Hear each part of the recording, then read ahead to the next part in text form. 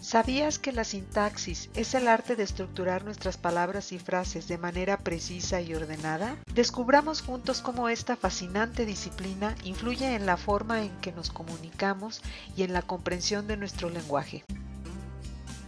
En este video vamos a explorar los conceptos básicos de la sintaxis y algunos aspectos importantes.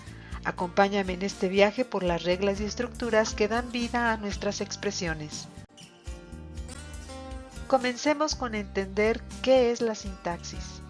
La sintaxis es el estudio de la estructura de las oraciones y la forma en que las palabras se combinan para formar frases y oraciones gramaticalmente correctas. La sintaxis se ocupa de la disposición de las palabras, las frases y las cláusulas en una oración y de cómo se relacionan entre sí. Ahora veremos sus elementos básicos. Comencemos con el sujeto, que es el núcleo de la oración y realiza la acción o es el tema de la oración. Es la palabra o frase que se refiere a una idea, un concepto, una persona, un animal o una cosa de los cuales se dice algo. Es de quien habla la oración. El sujeto generalmente realiza la acción. ¿Pero cómo identificarlo? Bien, te debes hacer las siguientes preguntas. ¿Quién o qué realiza la acción? ¿De qué o quién se habla? Observemos este ejemplo. Las hormigas trabajan afanosamente.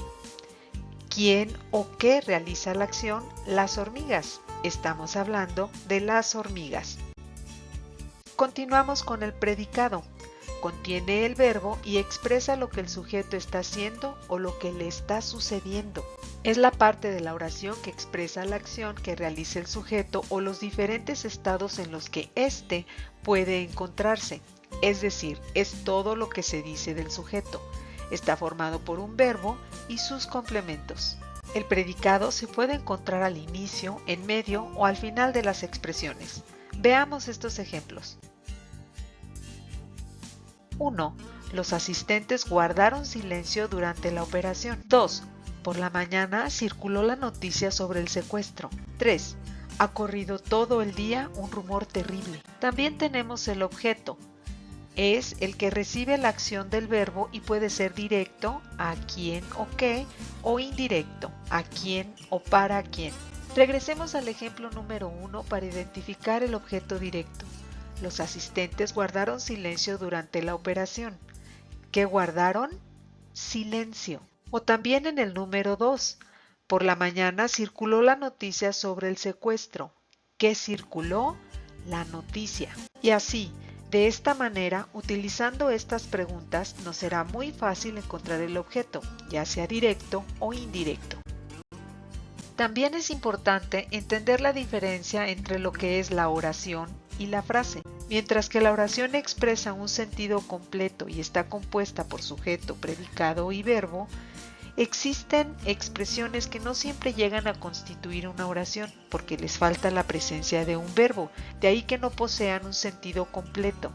Estas construcciones se denominan frases. Observemos los ejemplos y notemos la diferencia. Por ejemplo, en la oración, los astronautas llegarán a la Tierra el próximo martes, mientras que las frases podrían ser una tarde de marzo, una bicicleta verde de mi padre, de vez en cuando. Ahora veamos los tipos de oraciones, complejas, simples y compuestas. Las oraciones complejas contienen una oración principal y una o varias oraciones subordinadas. Ejemplo, Juan estudia mientras María descansa. Oraciones simples contienen un solo sujeto y un solo predicado. Ejemplo, el perro ladra. Y oraciones compuestas contienen dos o más sujetos o predicados relacionados. Ejemplo, el gato maulla y el perro ladra. Seguimos con la concordancia. La concordancia se refiere a la correspondencia entre diferentes elementos en una oración, como el género y número entre el sujeto y el verbo o entre los determinantes y los sustantivos. Es importante para mantener la coherencia y la corrección gramatical. Por ejemplo, los perros ladran en el parque. En esta oración, el sustantivo perros está en plural y el verbo ladran concuerda en número con el sujeto, manteniéndose también en plural. Orden de las palabras. El orden de las palabras puede variar según el idioma, pero en la mayoría de las lenguas existe un orden básico. Por ejemplo, en español la estructura típica de una oración es sujeto, verbo y complemento. Sin embargo, en algunas ocasiones se pueden alterar el orden de las palabras para enfatizar ciertos elementos o para crear efectos estilísticos.